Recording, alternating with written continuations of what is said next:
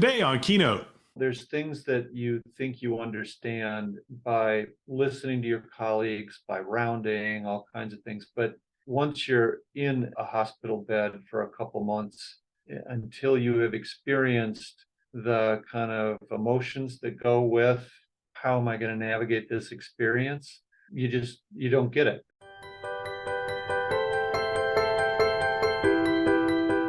My name is Bill Russell. I'm a former CIO for a 16-hospital system and creator of This Week Health, where we are dedicated to transforming healthcare one connection at a time.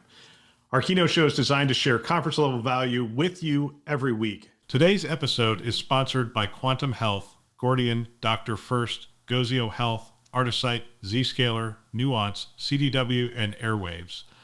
Now, let's jump right into the episode. All right, it's Keynote, and today I'm excited to be joined by Cris Ross, CIO for Mayo Clinic. Cris, welcome back to the show. Thanks, Bill. It's great to be with you again.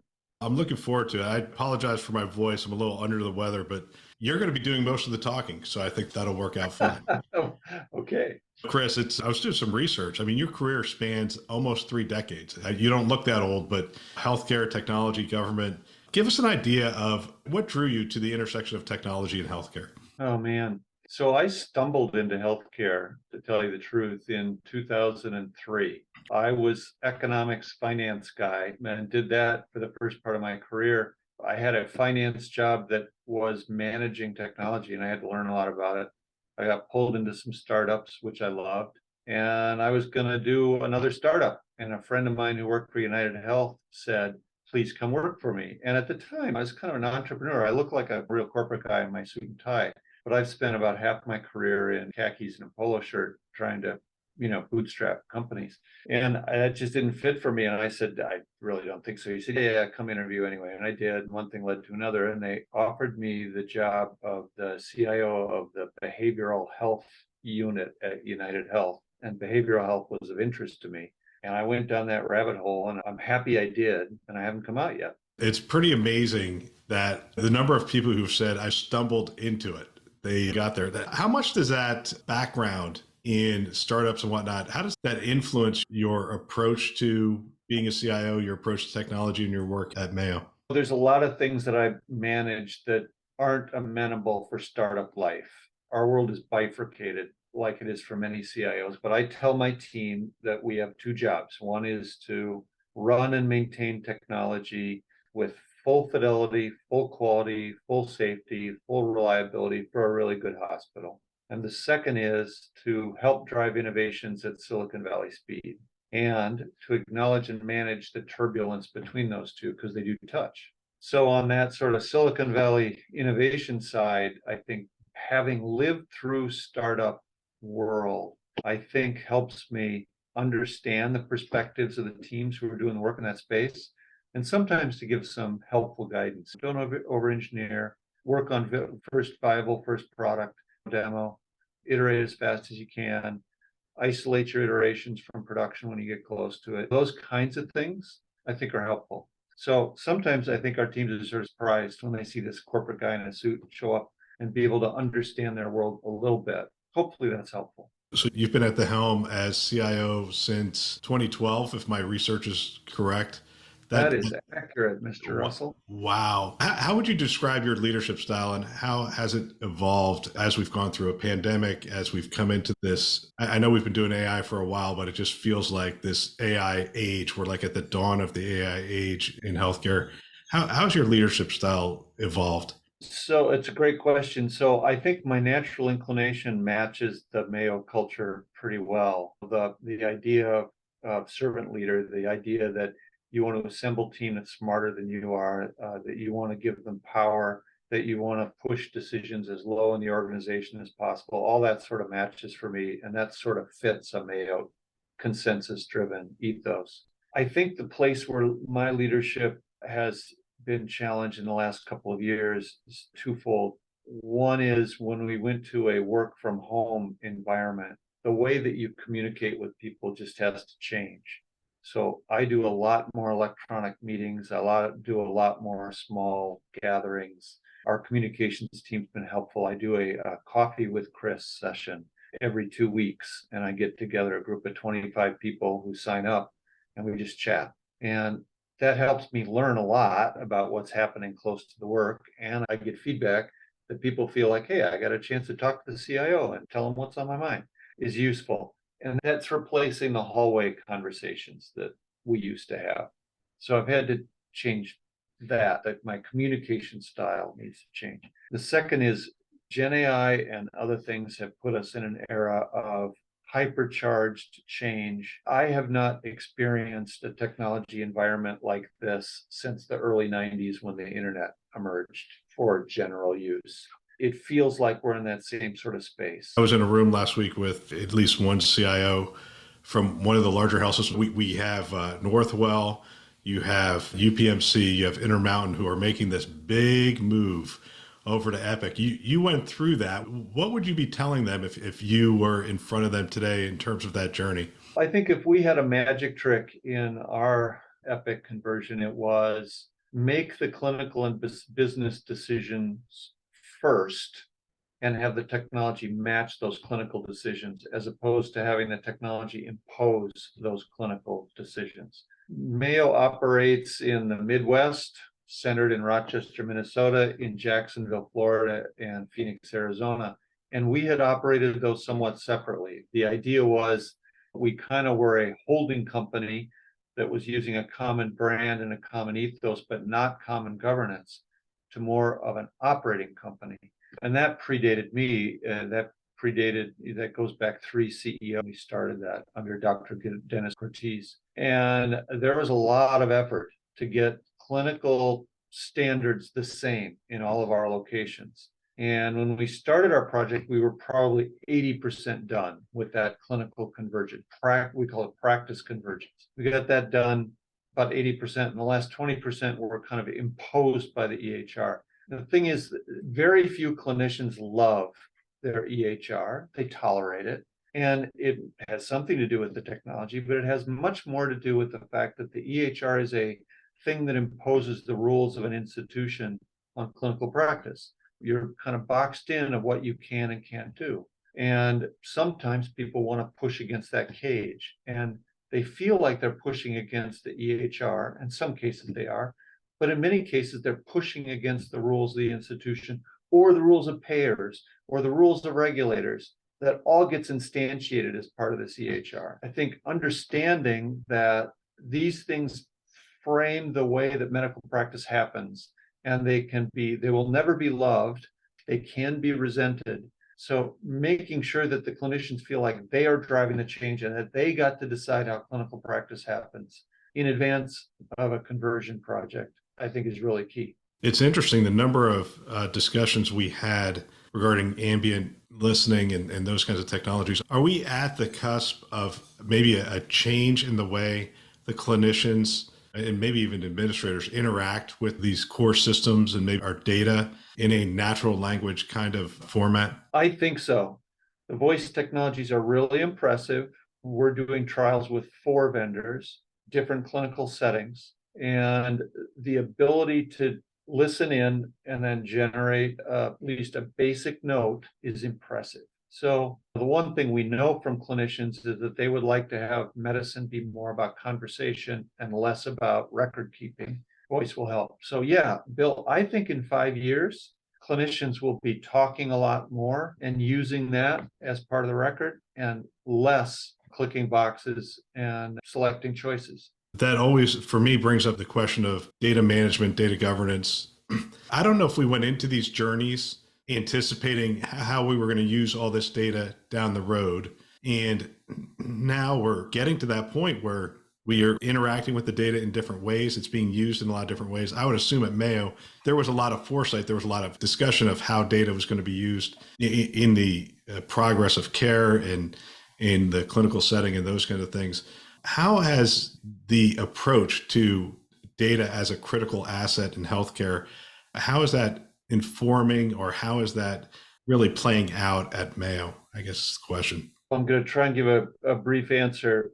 We made a bet starting in 2013, 2014, that we wanted to move away from traditional data warehouses and clinical registries that were really tuned to a specific ology to a non-SQL.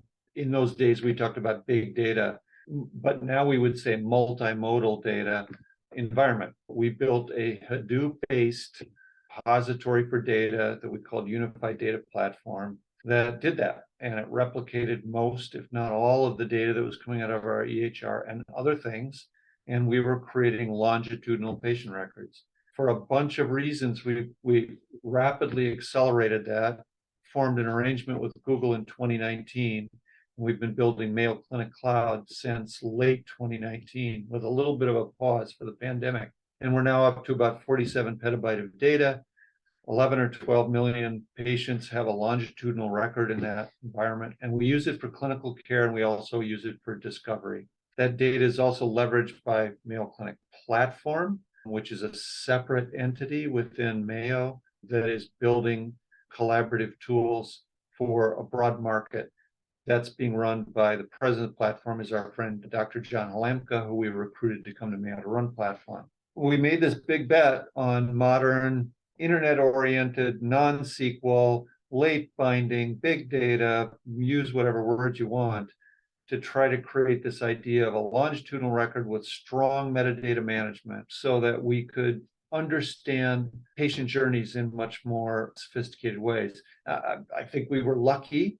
We built a lot of things where now a lot of generative AI researchers are looking for multimodal data. They want to look at images plus genomics, plus text, plus orders, right?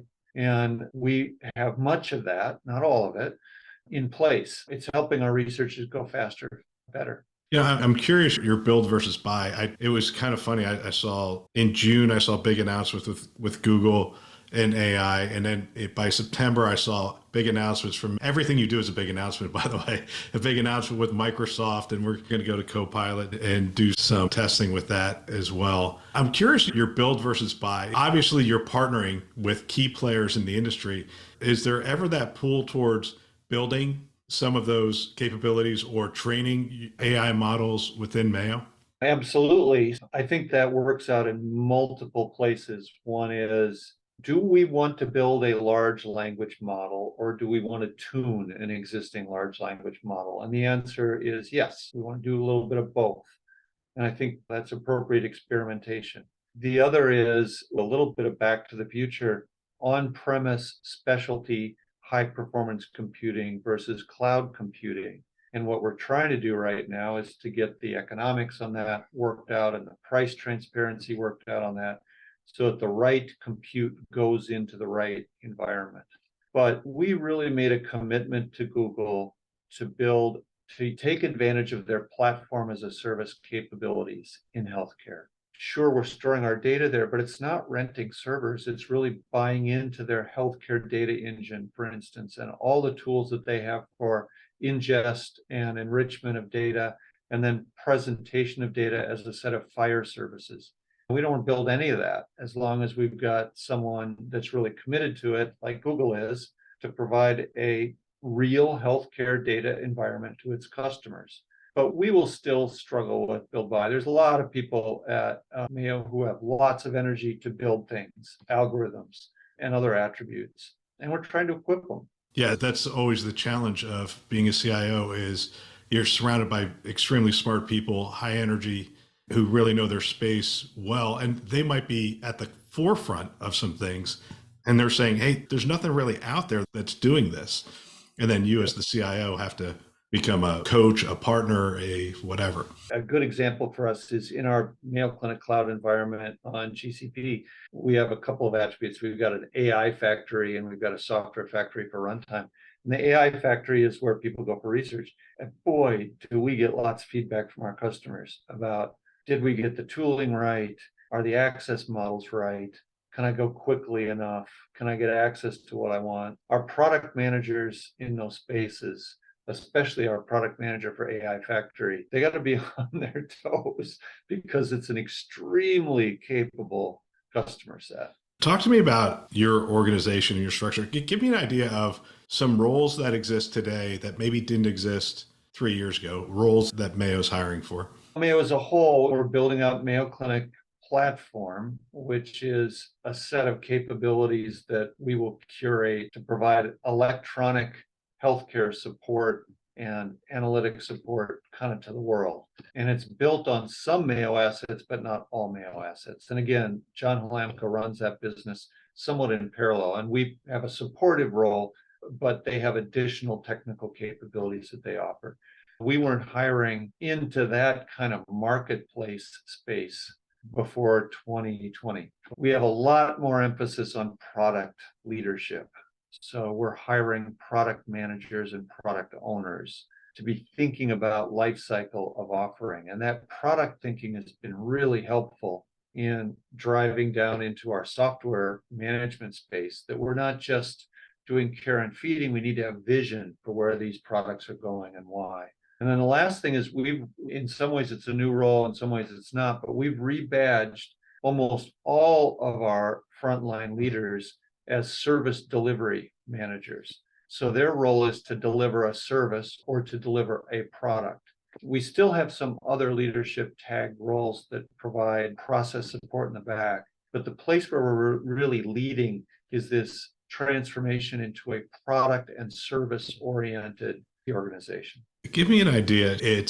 I assume that you're a remote workforce now in a lot of ways. How are you maintaining the interaction with the IT staff? And this is more of a personal question for me. When I was a CIO, we were all in the building. We were all interacting with the clinical staff. It was just a constant back and forth, and it was a good environment for collaboration and sharing and those kind of things. How do you maintain that in this remote world?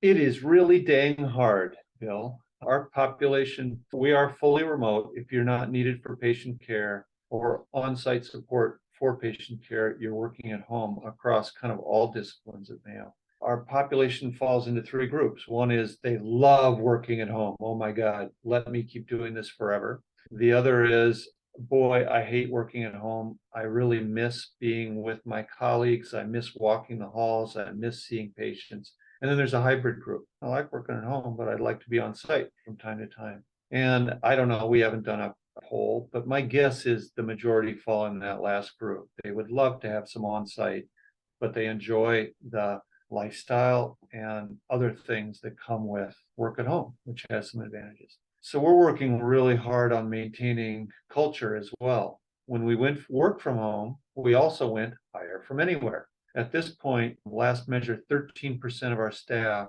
work more than 100 miles from one of our facilities. And we picked 100 miles because that's driving distance. A lot of people who are working at Mayo for a couple of years now have never been on one of our campuses. And I think every healthcare organization has that. You don't know it until you've walked the campus kind of feeling. And that's particularly true at Mayo. We're trying to create a lot of electronic experiences. Our organization wrestles with, should every new employee who is hired remotely have an on-site experience at the beginning of their tenure so they get the feel? That's expensive. And then a lot of it is, how do you do that team member to team member?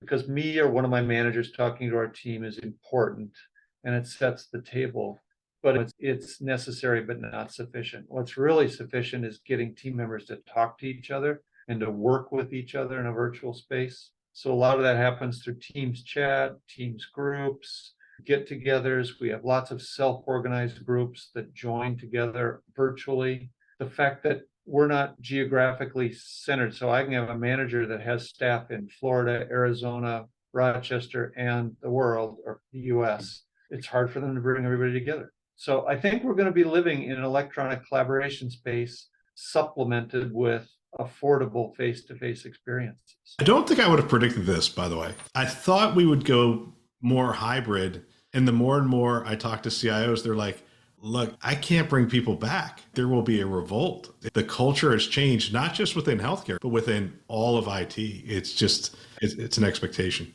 It's funny because, again, we have a very differentiated group. I've got people who beg me, can I please have a cubicle or an office in one of our buildings? I really want to put on my dress clothes. I really want to show up. That's what really made me feel like I was part of Mayo Nation. And yeah, there's other people who are, you make me come in, I'm gone. That's going to be hard to traverse. It is going to be. And actually, I was talking to some CIOs and they gave up the real estate. if their whole team did come back, they wouldn't have a place for their whole team to come back. So Yep, we've we really did. adapted to a new model. Yep, we absolutely did that. We're still in the process of kind of divesting ourselves of some real estate. In the ever-evolving world of health IT, staying updated isn't just an option, it's essential. Welcome to This Week Health, your daily dose of news, podcasts, and expert commentary designed specifically for healthcare professionals like yourself. Discover the future of health IT news with This Week Health. Our new news aggregation process brings you the most relevant handpicked stories from the world of health IT, curated by experts, summarized for clarity, and delivered directly to you. No more sifting through irrelevant news, just pure focused content to keep you informed and ahead. Don't be left behind. Start your day with insight at the intersection of technology and healthcare. This Week Health, where information inspires innovation. So if someone were to come on site and visit with you and they wanted to see where AI is being used at Mayo, you talk about big AI, little AI, and those kinds of things. Where might they see AI being used, and where would it surprise them that it's been being used for decades now? They'd be surprised that we've been doing computer-based coding for decades, and that almost everything associated with claims management on both the provider and payer side is computer mediated at this point. And in some ways, it's a little bit of an arms war. Algorithms are battling each other to either maximize reimbursement or minimize reimbursement. But a lot of that's going on. The second little AI thing that you would see would be voice transcription. We've really moved away from human transcription now for 5-6 years. And our clinicians are dictating their notes in ways that they wouldn't before. There are a number of small guidances that exist within our practice. In radiology, for example, there can be a heads up that this patient likely has a pulmonary embolism. So let's put that at the top of the list. They actually put a little exclamation point next to that case so that the radiologists get to it more promptly. And there's a number of sort of calculators and supporting tools and so on. We're using it to guide radiotherapy for a variety of cancers. We started with head and neck in collaboration with Google, and we're moving into other spaces so that a radiation oncologist can spend less time sort of treatment planning and more time in other parts of the sort of treatment life cycle. A whole bunch of instances like that. What we don't have is a Dr. Google, a giant algorithm in the sky that anyone can talk to for any purposes. Now, are we aspiring to that? Are we doing some works projects around that? Absolutely. And we've created a group actually within our strategy unit to prioritize some AI projects. We had 300 and some submissions. We got it down to about a dozen sponsored projects, and we'll begin to see those accelerate into practice more and more. You asked about build buy. I think we're going to buy algorithms from a lot of places. I think they're going to be embedded in medical devices. The algorithms that we're building for radiation, oncology, and radiology, our target is most likely to distribute and commercialize those through manufacturers of equipment. So I think you're going to see it seep in everywhere, just like it is in our lives as administrators. I use Copilot all the time to summarize long and complex email chains. What's the gist of this? I use it to summarize Teams meetings, and we create minute notes that are generated by Teams. I just think we're going to see this accretion of lots of little things. The water's going to come up, and we'll notice that it's up to our chin at some point. After we finish this interview, I will pop it into some software, and it'll do the transcription, and it will then kick off an automation which will summarize the whole thing, identify the top 5 quotes from you, and by the way, I used to have a person that I hired that would do that, and it would be 24 to 48 hours after this interview. Now it'll be like 15 minutes after this interview. We'll have that information, and it really changes, especially on the administrative side, the way we interact with this information, because there is this onslaught of just information that just keeps coming across our desk. I'm curious, when I was CIO, I used to say to people, I receive 250 emails a day. Is that pretty close for you? It's got to be more than that now. I filter out hundreds a day, literally. It's just hard to keep up. You shared a lot about your personal journey with cancer. You've written a book with Ed Marks, and you've done a couple of talks. Give us just an idea of how that has changed your approach to IT, to technology? And I don't know, has it really changed your thinking in terms of the patient journey and how technology can improve the patient journey? It really has, Bill. I had colorectal cancer stage 3 twice, some long journeys through that. And there's things that you think you understand by listening to your colleagues, by rounding, all kinds of things. But once you're in a hospital bed for a couple months, until you have experienced the kind of emotions that go with how am I going to navigate this experience, you don't get it. And I've had a lot of clinician friends say, boy, my perspective really changed once I had a health incident. My conclusion of that is you get lots of think time when you're doing chemotherapy, for example. And my think time was, I really feel like I want to help make a difference in making this stuff better. And so it really doubled down my interest in continuing to do the work I do. I didn't have the temptation of step away. Instead, I leaned in more. I wish that I could put hands-on projects all the time where I could personally make those decisions about product design that would be more patient-centric. In the role that I am in, it's more of an orchestrator than an inventor. But I am trying to communicate to my team all the time that we have the privilege of saving lives and making lives better, but also the case that we need to think about things like how do we move from process orientation to service and product? And how can we do that in IT? And how can that lean into the rest of healthcare?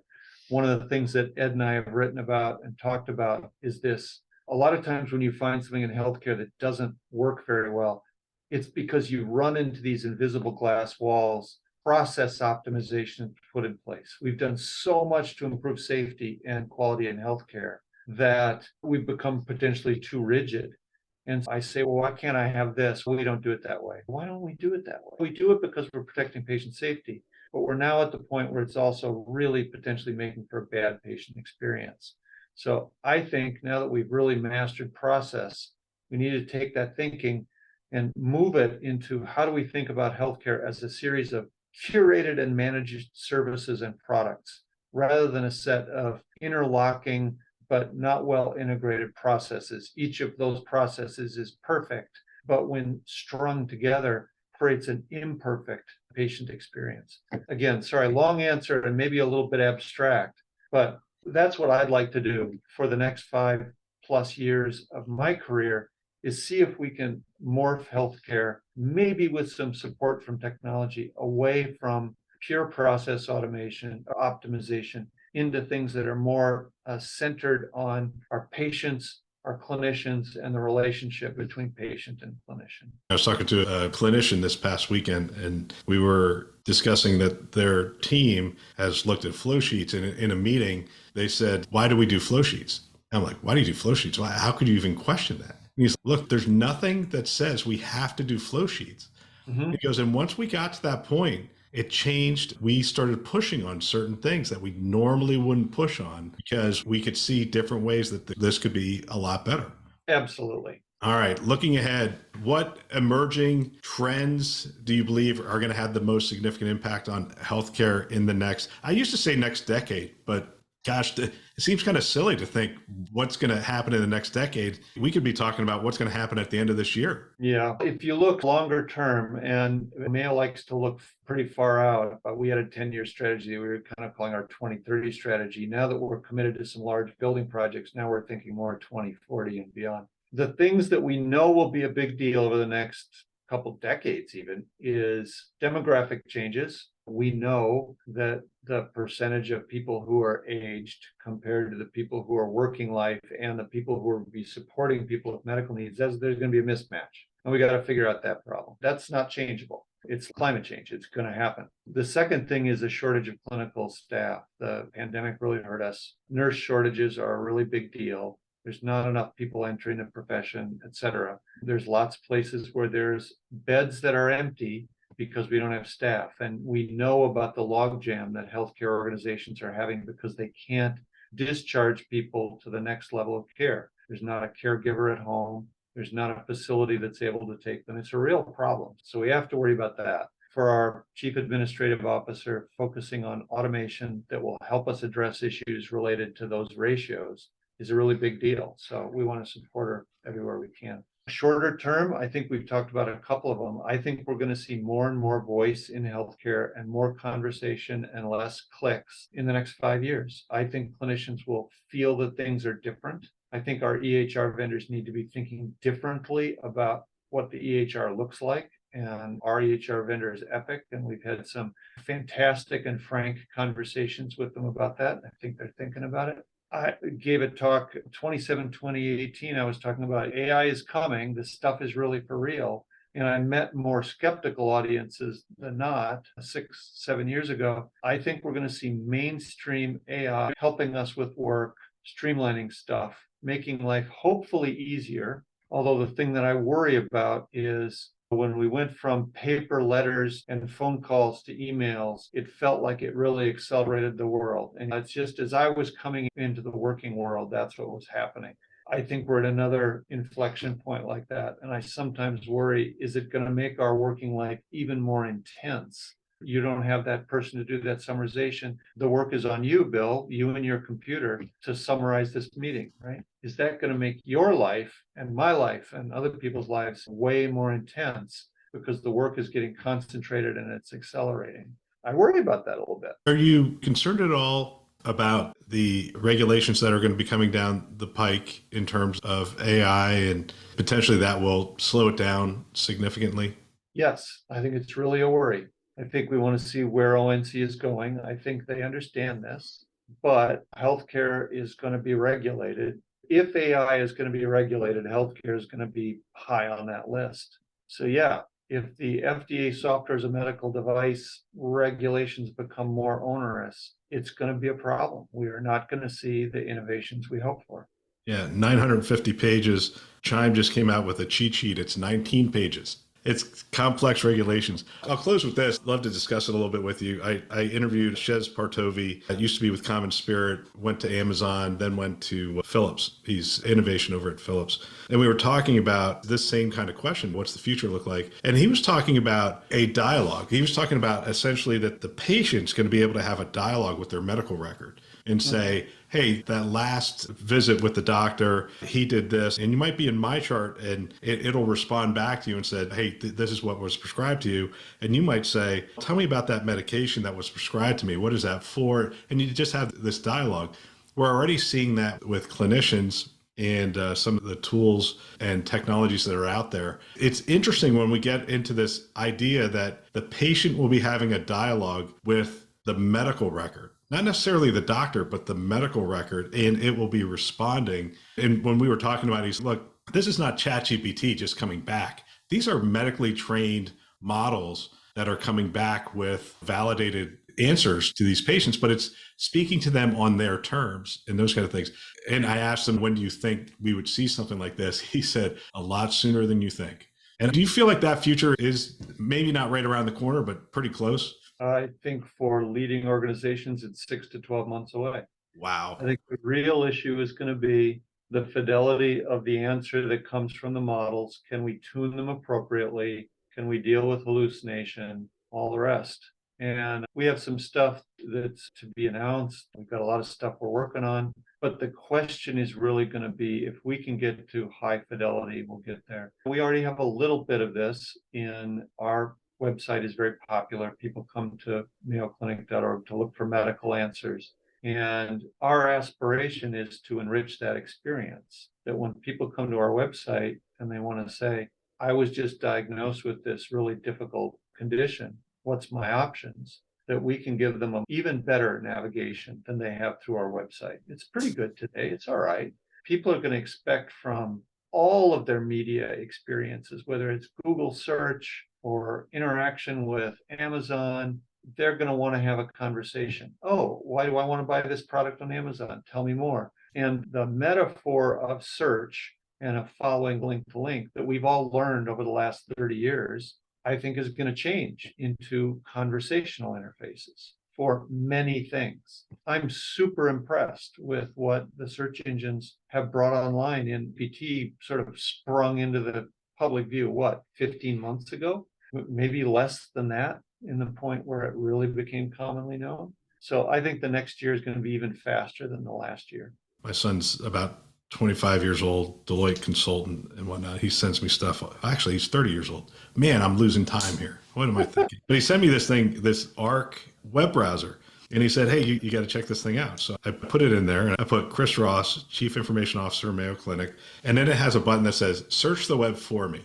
And then it came back with title, experience, education, affiliations, timeline, background, leadership, strategy, partnerships, convergence, innovation. It categorized all these things, has quotes in here from you, even has your personal journey, cancer survivor, patient perspective, challenges, and those kind of things. And then it has the 15 sites that it hit. All I did was hit search the web for me, and it created its own web page about Cris Ross that summarized all those things for me. The world is changing like under our feet at this point. With that as the backdrop, final question, what message do you have for aspiring IT professionals who wish to make a meaningful impact in healthcare? Oh man, one, it is come join the healthcare community. It was lots of people from big tech who maybe feel like they've run their course of selling advertisements or doing algorithms for social media, and now they want to put their talents elsewhere. Thank you. Please come join healthcare. We can do more. I think anyone who arrives in technology today should be really clear that they are not creating anything of permanence, that almost everything that they're going to do is going to be ephemeral. And so if they want to build some asset, they need to understand that asset is going to be destroyed by some other idea very quickly. So don't get tied to any idea or believe that you're building a monument to yourself by building something. Just understand that this ephemeral thing that you have, this soap bubble, is going to have value for the moment that exists. And when it pops and is replaced by something else, you might see some of the DNA of your idea move on, hopefully, if your idea is a good one. But be prepared for unbelievable speed and change. Don't hang on to anything. Always be thinking about the thing that you are now learning will be replaced. So what's the next thing that you should be leaning into? Understand statistics and data, at least at a fundamental level, because the work we're going to be doing is less around code wrangling and much more around data wrangling. At least when I run into sort of college age young people heading in that direction, that's the advice I want to give them. A lot of them are coming up, they're like high school and they're doing like robotics. And their end state is I'm going to build a thing, and they're excited about the thing. And that's super cool. But when you go further along, you have to really understand that robot is intended to self-destruct. So be prepared for that kind of emotionally and logically. It's just sandcastles on the beach. That's all it is. And the tide is going to come in and it's going to change what you've got. It's great news because you can build another sandcastle. And I'm glad that the networks I installed in St. Louis when I was starting out are still not there, because they would be on ArcNet and Token Ring. And I'm just glad things are evolving. It's a good thing. Cris, always great to catch up with you. I want to thank you for giving us time. Yeah, it's great to be with you, Bill. Thanks so much for doing these. Thanks for listening to this week's Keynote. If you found value, share it with a peer. It's a great chance to discuss and in some cases start a mentoring relationship. One way you can support the show is to subscribe and leave us a rating. Love it if you could do that. Big thanks to our Keynote partners, Quantum Health, Gordian, Dr. First, Gozio Health, Artisite, Zscaler, Nuance, CDW, and Airwaves. You can learn more about them by visiting thisweekhealth.com/partners. Thanks for listening. That's all for now.